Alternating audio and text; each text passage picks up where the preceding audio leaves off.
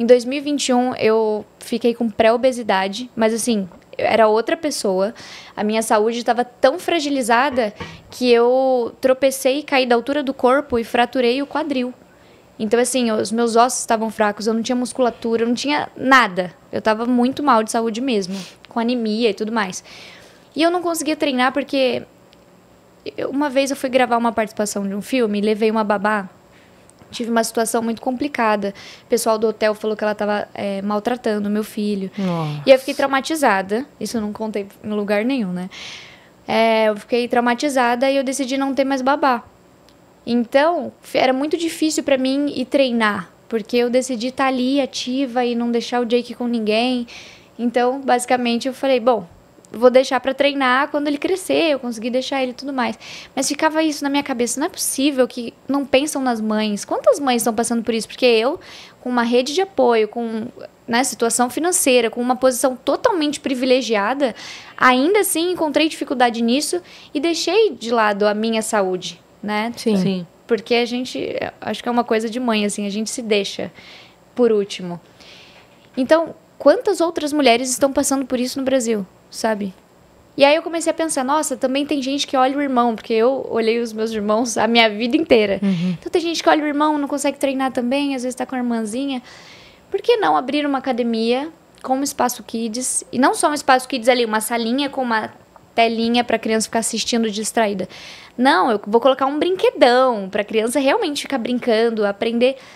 Eu falo que é fazer esporte brincando, né? Ser introduzida mesmo ao esporte, porque é muito importante. Nossa, isso vai fazer muita diferença. Eu cresci no interior, querendo ou não, fui introduzida ao esporte brincando, mas tem muita gente, em São Paulo, por exemplo, as crianças estão tudo dentro de prédio. E tem gente que não deixa nem descer no próprio condomínio mais. Exato, então é complicado, assim. Então, eu acho muito legal essa ideia. As monitoras sempre vão ser direcionadas para incentivar mesmo as crianças, sabe? Mostrar uma coisa funcional e brincar e ter uma dinâmica bem lúdica, assim. É aqui em São Paulo? Então, a primeira a gente vai inaugurar, a gente inclusive vai abrir a pré-venda hoje às 3h da tarde, tá? Pré-venda na cidade de Americana, no interior de São Paulo. Ah, pertinho. E as duas próximas vão ser na cidade de Hortolândia, que é onde eu moro. E eu cresci lá, mas aí já a gente está expandindo para o Brasil inteiro. As seguidoras sempre comentam as cidades que elas querem. E se Deus quiser, daqui a pouco a gente está no Brasil Como inteiro. é que chama a rede? Urus Fit. Urus Fit? Urus era um touro muito diferente, assim, porque ele era mais forte e mais potente que o normal, sabe?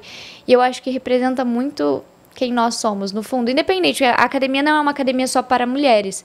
É uma academia para todos os públicos. Mas é sobre essa força que a gente tem dentro da gente que às vezes a gente precisa de uma rede de apoio para colocar isso para fora, sabe? Eu queria voltar um pouco no fato que você comentou sobre a babá e como isso mudou completamente a sua forma ali, a maternidade em si.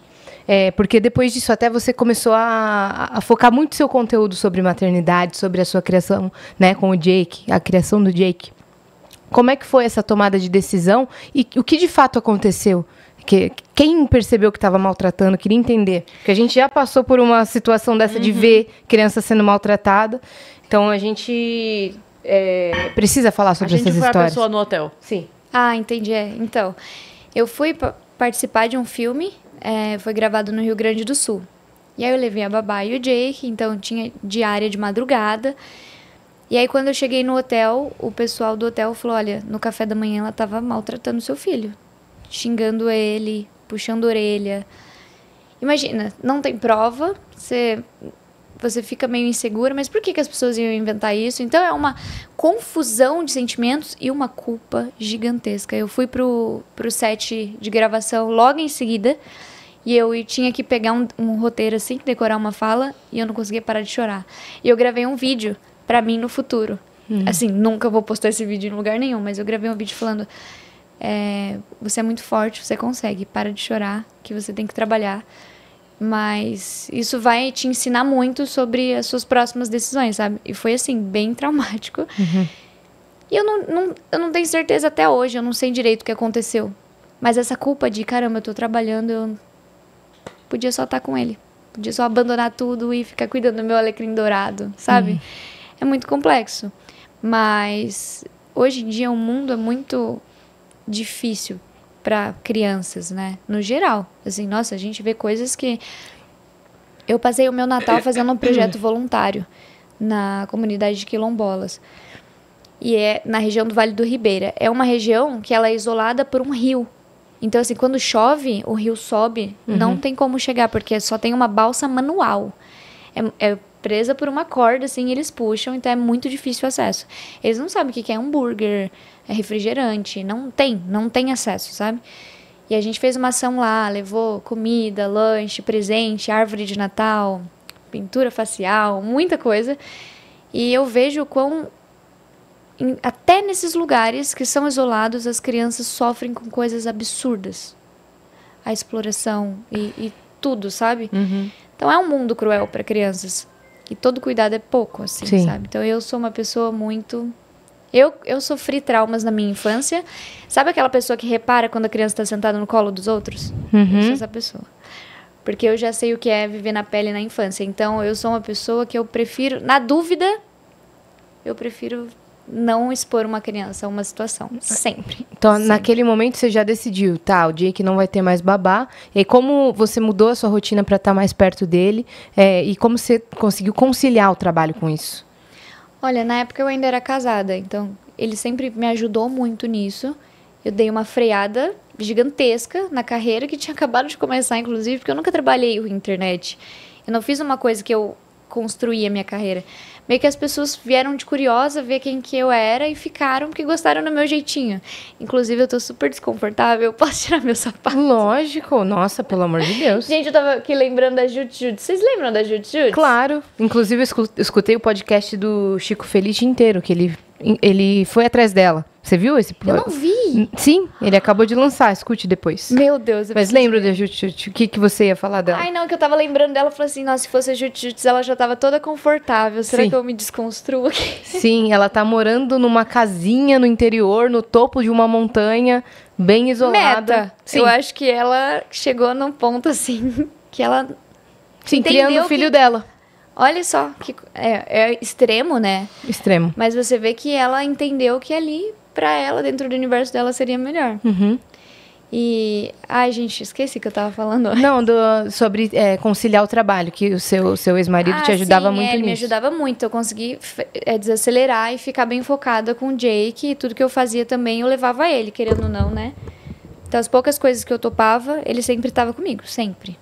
Nossa, fiquei, assim, realmente focada na maternidade. E por isso que eu falei, meu conteúdo vai ser esse agora. Sim. Na época que aconteceu isso que você falou do filme, ele tava com que idade? Ai, acho que era um ano. Isso dificulta um pouco quando a criança ainda não consegue a comunicação, né? Exato. Porque a criança ali de 2, 3 anos, Ela 4 fala, anos, você já se você- consegue, você já consegue manter ali um diálogo e saber o que aconteceu, né? Mas com um ano é muito difícil. Muito difícil. E assim, é mais comum do que parece. Vocês já viram uma notícia que teve uma creche que descobriram que eles dopavam as crianças? Já cheguei a Pra ver. ficarem É tranquilas e não darem trabalho? absurdo. Gente, é insano, assim, nem parece que é real, sabe? Parece que é uma coisa de filme, de terror, porque... E tem gente que faz. Na cabeça de algumas pessoas isso não tem problema nenhum. E é uma loucura, E, assim. assim, os pais não vão descobrir, né? E não descobrem, não vão descobrir nunca. Sim. Na verdade, descobriram, né? Graças a Deus, que alguns pais notaram que a criança demorava um pouco pra voltar ao normal quando voltava da escola e tudo mais, e foram ver. Meu, loucura, assim. É uma loucura. Então, eu me tornei essa pessoa que eu gosto de estar presente, acompanhando, sabe? Mas você acha que isso te deixou meio paranoica? E muito super protetiva, assim? Eu acho Protetora? que não, sabe? Porque a gente mora em condomínio fechado, né? Então ele brinca, tem uns amigos, tudo mais, é bem leve, mas ao mesmo tempo eu acho que não muito paranoica, mas na medida certa, porque hoje em dia é complicado. A maldade no mundo tá muito... Tem gente que fala, você acha que seu filho é seu alecrim dourado. Gente, sim. Se ele não for o meu alecrim dourado, ele não vai ser de mais ninguém. E eu passo pano pra toda mãe que trata o filho como um alecrim dourado. Tem que tratar. Ele é o seu alecrim dourado. Não existe nada mais precioso, não existe joia, não existe número de seguidores, não existe dinheiro que ultrapasse a importância do teu filho pra você. sabe? Então tem que se mimar e tratar como alecrim dourado dentro do que tá na sua realidade, sabe?